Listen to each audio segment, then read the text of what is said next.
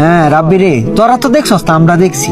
এই মনোদিন পার হচ্ছি 10 টেলে দুহানো গেলে 2টা চিপস 3টা ঠান্ডা লয়ে আইছি। আর হন শব্দ সিসি ক্যামেরা লাগাই দিছে। প্রথমে ভাইয়ের কথা শুনে ইমোশনাল হয়ে চোখে পানি চলে এসেছিল, কিন্তু ওমা পরে এটা কইলো কি? আমার হাসি দেখে চোখের পানি আবার কাঁদতে কাঁদতে ভিতরে ঢুকে গেল। बड़ा हरामी हो बेटा।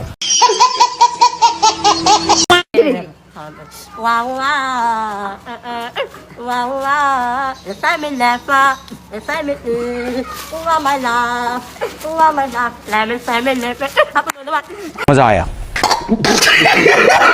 ভাই তোরা সঙ্গবদ্ধ হয়ে গানটাকে এভাবে বলাৎকার না করলেও পারতিস। না জানি আবার এখান থেকে কোন গানের জন্ম হয়।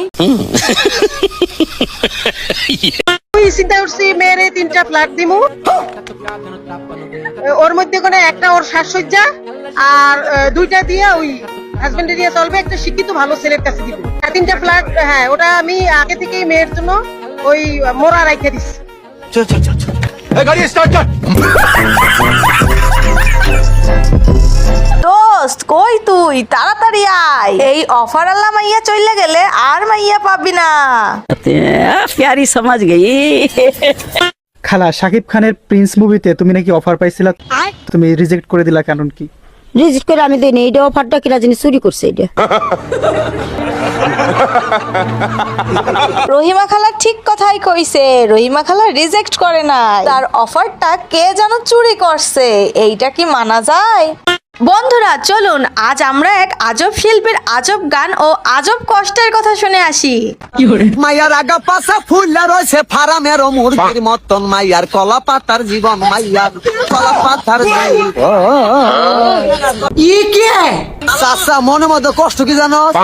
তোর লোকে ফেসবুকে ভাইরাল হওয়ার পর আমি একটা গানের আসর পাই নাই। শয়তান তো মনে বিদায় তো নাই তোমার ভিতরে, যে শয়তান আমি তোর লোকে থাকতে একটা বুকামও পাই নাই।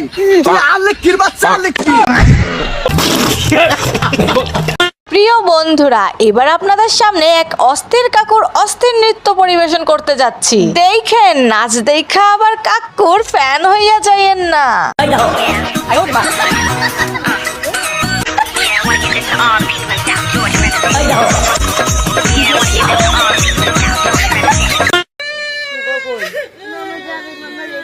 मजा नहीं आ रहा है। अभी मजा आएगा ना भिड़ो। मजा आया।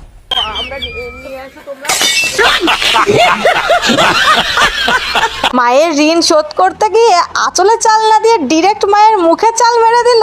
এ মা, এটা কি হলো? আন্টির ঋণ শোধ করার নিয়ম একেবারে ঘুচে গিয়েছে। কথা কি ক্লিয়ার না ভেজাল আছে? এই যে একটা উদ্যোগ আমরা নিয়েছি, আপনি এই উদ্যোগটাকে কিভাবে দেখতেছেন? এটা ভালো, अच्छा। ভালোই তো। আমি তো আগে তো বলছি যে এটা ভালো হইতে আছে। হ্যাঁ, এটা কারণ এটা কিসের জন্য আপনারা এটা করতে আছেন? চাচা তো তাও ভালো কিছু বলছে, আমি আবার ভাবছি দুমুখ সাপ কোথা থেকে এলো। Do you know what I mean? फाजिल।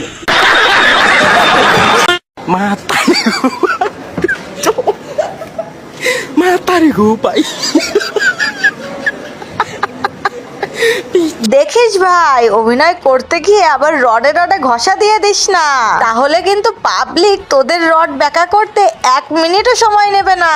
अच्छा बात नहीं है। Hello hello. हाँ मालिक। हाँ अरे मालिक वो थोड़ा सा गलती हो गई। गलती हो गई क्या?